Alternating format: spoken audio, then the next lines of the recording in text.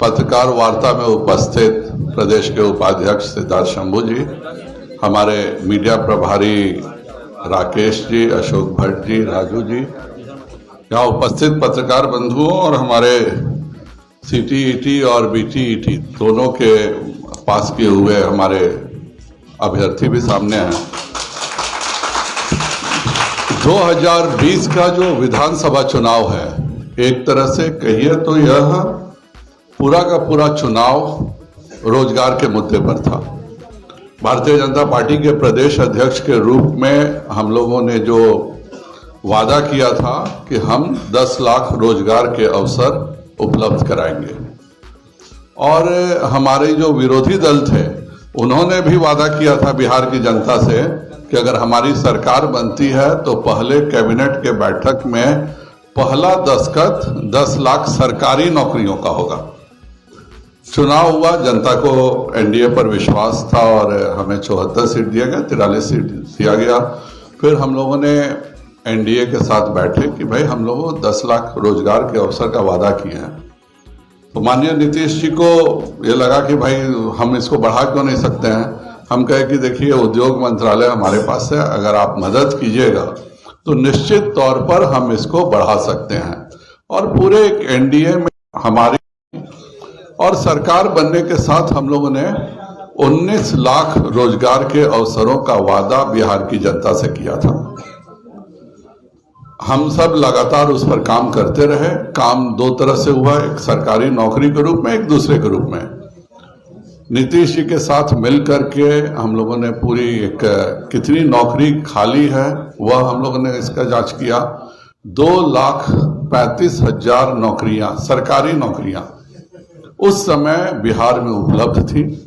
तो एक योजना बनी कि हम 2,35,000 ये सरकारी नौकरियों को देंगे और बाकी 17 लाख लोगों के लिए हम इंडस्ट्री में इस तरह की योजनाएं बनाएंगे कि 17 लाख लोगों को रोजगार हमारे उद्योग के माध्यम से, अन्य माध्यमों से मिल सके। और उस पूरे 2,35,000 में 1,15,000 नौकरियां जो थी वह सिर्फ और सिर्फ शिक्षा विभाग की निकली थी। इस पर हम लोगों ने लगातार काम करना भी शुरू किया। मार्च में लगभग यह फाइनल हो गया कि ठीक है, विजय जी से भी बात हुई थी, सबकी बात हुई थी, और यह केवल बात तो होना काफी नहीं है।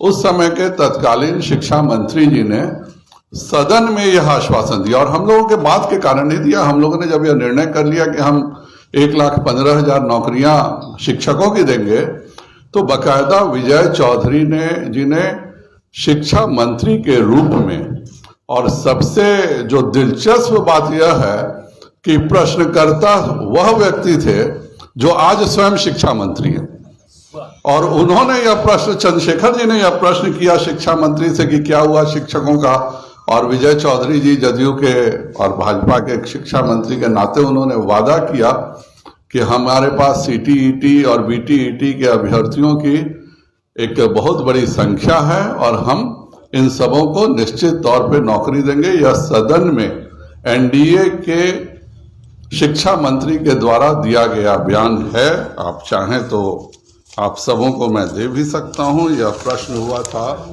माननीय चंद्रशेखर जी के द्वारा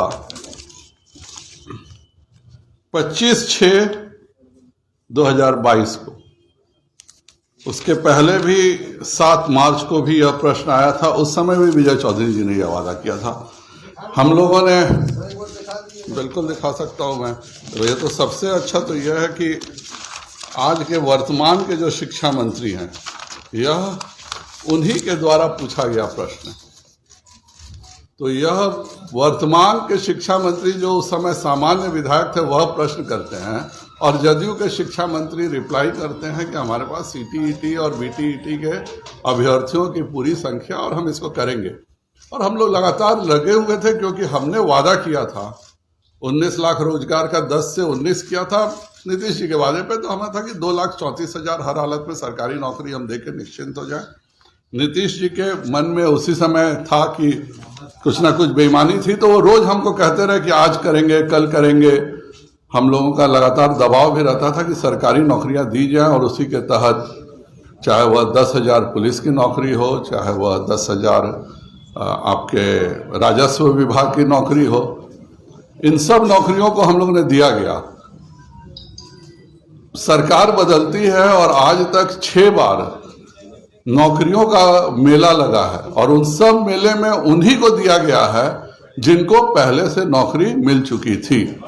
इतिहास में गांधी मैदान में पहला उदाहरण मिला होगा कि एक व्यक्ति 10,000 लोगों को नियुक्ति पत्र दिया जा रहा है। नियुक्ति पत्र का मतलब होता है कि आज से आप नौकरी शुरू कर रहे हैं और आप पुलिस की बाकायदा वर्दी में आ करके नौकरी नियुक्ति पत्र लेने का ढोंग करते हैं, क्योंकि आपकी नियुक्ति तो पहले ही हो चुकी थी। तो अब लगातार फैन फेयर लगाना आजकल नया शुरू हुआ है। हम लोग 10-10 हजार करके 40,000 नौकरियां पहले बांटे हैं, अब वो 6 चरण में उन्हीं को दोबारा दिया जा रहा है।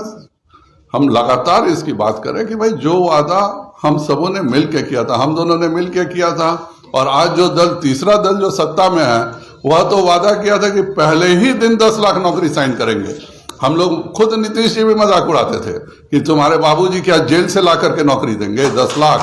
तो उस समय आज जब साथ बैठे हैं तो अब तो नीतीश जी जानते हैं कि उनके बाबूजी कहां से ला के देंगे, तो उनको तो 10 लाख नौकरी सबसे पहले देना चाहिए, क्योंकि नीतीश जी तो बाकायदा सदन में पूछे थे कि तुम्हारे बाबूजी 10 लाख, हम लोग बोले कि 2,34,000 खाली है, 10 लाख नौकरी कहां से ला के दीजिएगा, तो बोले कि नकली नोट छाप के देंगे। ये सब नीतीश जी का वक्तव्य है, ये मेरा वक्तव्य नहीं है और बाकायदा सदन में वक्तव्य है।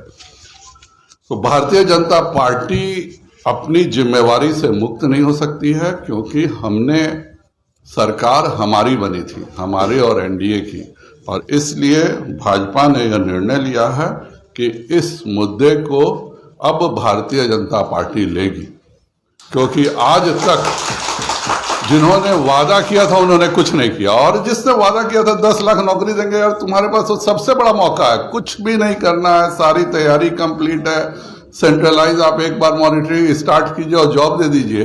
और ये जॉब देते तो वाकई भाजपा को भी बोलने के लिए कुछ नहीं रहता, क्योंकि पहली बार एक ऐसी नौकरी मिलती जो इस सरकार की नौकरी थी। वरना आज तक आप लाखों रुपए टीवी चैनल्स को और अखबार पे खर्च करके जो 8 अगस्त के पहले की नौकरी है उसी को दे रहे हैं।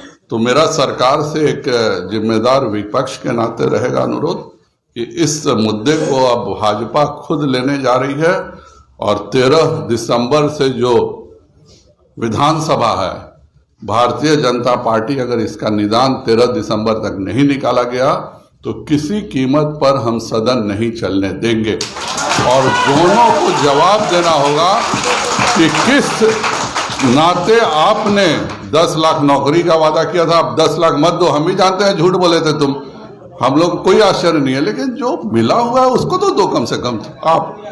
तो इसके लिए भी हम लगातार करेंगे, हर हालत में यह नौकरी मिलनी चाहिए।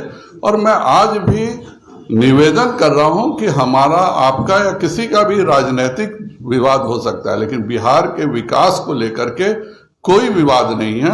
आज तक आपने 4 महीने बीतने के बाद एक नौकरी नहीं दी है। कम से कम इन सीटीईटी और बीटीईटी के बच्चों को नौकरी देकर पहले नौकरी की तो शुरुआत करें। 10 लाख का हिसाब आपसे बाद में पूछेंगे, यह करें, और हर हालत में हम विधानसभा में इसके निर्णायक स्थिति करने के बाद ही विधानसभा शांति से चलेगी।